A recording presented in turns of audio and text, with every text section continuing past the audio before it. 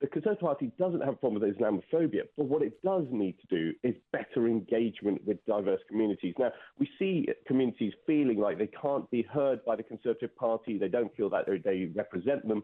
And I think one of the real problems is that they listen too much to grey-haired community leaders who think they speak for vast chunks of people, whereas what the Conservative Party has struggled to do with its MPs is go out and do direct engagement, listen to the community, be in the community. This is a thing when we even talk about communities, though, isn't it? I mean, this idea that, for instance, the Muslim Council of Great Britain or others in any way represent, they're self-appointed. They're largely, I think they're pretty all men, aren't they? They're very much self-appointed community leaders. And look, I'm not entirely sure that one should have community leaders in that sense. In the sort of, I don't need a white community leader. Do we need Muslim community leaders, Sikh community leaders, Jewish community leaders? Is that something that we should be encouraging, separating people as different communities, as opposed to simply individuals, some of whom may be Tory, some of whom may be Labour, some of whom may be supportive of rather more sort of orthodox religious practices, and some of them rather more liberal in their practice? I mean, with this, we are in danger of treating people like there's white people and then there are all these other individual communities, and we're going to entirely identify them by their religion or their skin colour. I'll tell you what we should do. We should ban the community leaders. I think they act as very narrow conduits to a vast number of people.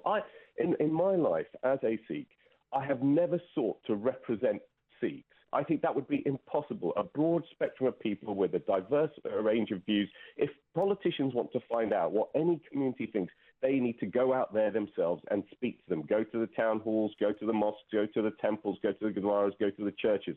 Listen, engage, and speak directly to people. Don't use community leaders as these kind of conduits, narrow bands, who then seek to exert their own power and influence because they feel they can have a voice or the ear of politicians. I think that's the first mistake. But I think in answer to your second question about Boris, Boris is a lightning rod. He's a galvanizing politician. And he's the kind of guy, what he was actually saying here was he doesn't support any kind of ban or the freedom that people have, to stop the freedom that people have to wear whatever religious garment that they can wear, that the Danes have currently banned. And that's what he was actually making a point about. And I love the fact that a number of Labour MPs have jumped on the bus and decided that they're going to try and grab some limelight here, especially that legend that is David Lammy talking about Boris as a Poundland Donald Trump. Boris actually said that he wants them to wear a burqa, but if they came to see him, he may ask them to remove it so that he can have a conversation with them. Now, I don't see a problem with that. That's something that he didn't say he would tell them to remove it. He said he would ask them. Now, that's where it comes to a point where Boris says what he thinks, a politician who is actually saying what probably a lot of people are thinking. And other politicians need to be less pious, less hand-wringy, and sort of get on to understand what people actually want to do. Labour's Naz Shah, who's their Shadow Equalities Minister, I mean, I have to say laughably, given some of the things she's retweeted involving Jewish people, has said he should be, he called on Brandon Lewis, the Tory Conservative chair, Conservative chair, that Boris Johnson should be referred for mandatory equalities training. He basically needs to be re-educated. That's the kind of state that Nashar wants to be living in. But, to be honest, Labour really should not be getting into this argument. The Conservative Party has a really solid track record of, if there is any issue in the party, if a councillor or a parliamentarian says something that they feel is inappropriate, is offensive, their immediate action is taken, they're suspended from the party, and potentially the whip is taken away from them. We cannot say that about the Labour Party as the current issue of anti-Semitism. When I say current, I mean something that's dragged on for a couple of years and still isn't being dealt with in their party. I think, really it's time that Labour took a strong look at itself and decided what it really believes in and what education it needs to give itself. OK, Kulveer Ranger, thank you very much for joining us, former Transport Digital Advisor to Boris Johnson. Let's talk now to Omer El-Hamdoon, who's a former Deputy General Secretary of the Muslim Council for Britain and joins us now. Omer, thank you very much for taking our call. Hi, thank you. Good morning to you. What do you think about what Boris Johnson had to say and his thoughts on the burqa and the niqab? He's basically, he doesn't want to ban, he doesn't want to follow suit, and the French, the Danes, the Belgians who are bringing it in. But he has likened to wearing these face veils as looking like a bank robber in a letterbox.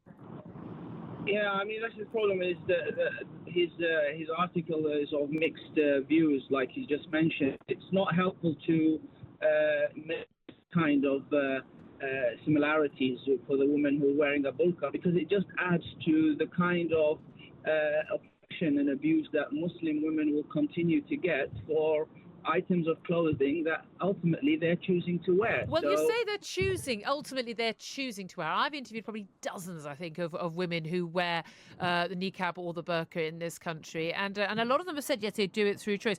But the choice is based on the view that one needs to show modesty, not just before God, but one needs to show modesty towards men, because if a woman is not covered, she's basically opening herself up to sexual assault or rape.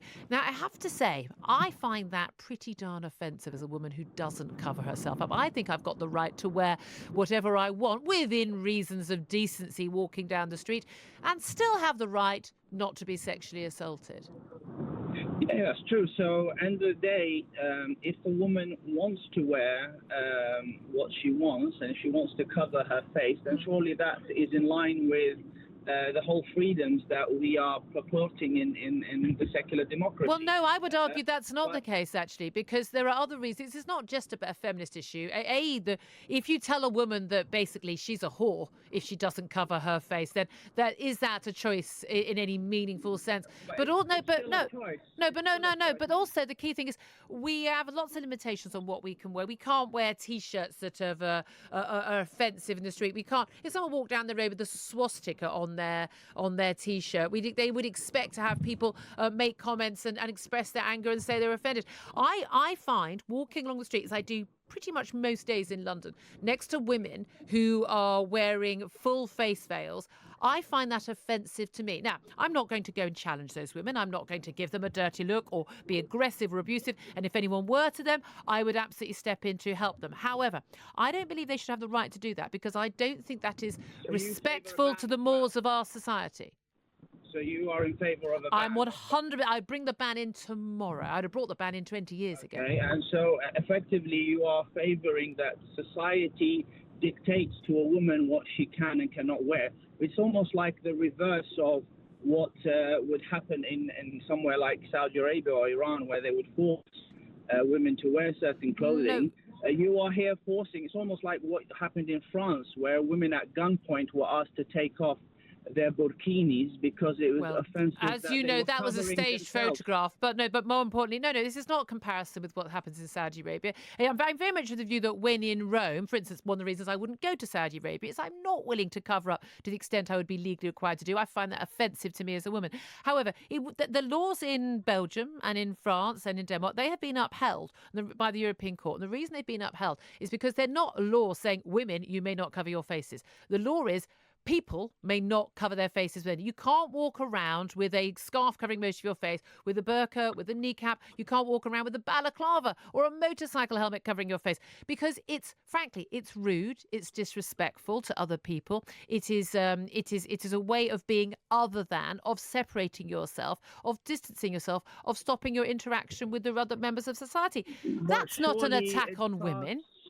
It's surely part of the whole sort of foundations of democracy is to give people the freedoms and the human rights to choose what they wear. If there is an issue related to security, or if there is an issue related nothing to do with security for me. Nothing to do with security whatsoever. Well, what I'm saying is, if there is an issue of security, or if there is an issue of any interaction which is causing negative issues for other people, then obviously the country has to look into that. But if there isn't any issue and women are just going about their business, covering their faces, I think it's a little bit too much for you just to find what somebody else wears offensive. No, it's not. It's almost like you're having your own religious dogma. No, I'm an atheist, but I also believe in... but atheism with your own religious view, that this atheism is a dogma which you want to make people wear what I believe in freedom. However, all of our freedoms are limited. The rights of one person to do one thing will often infringe on the rights of someone else to do something.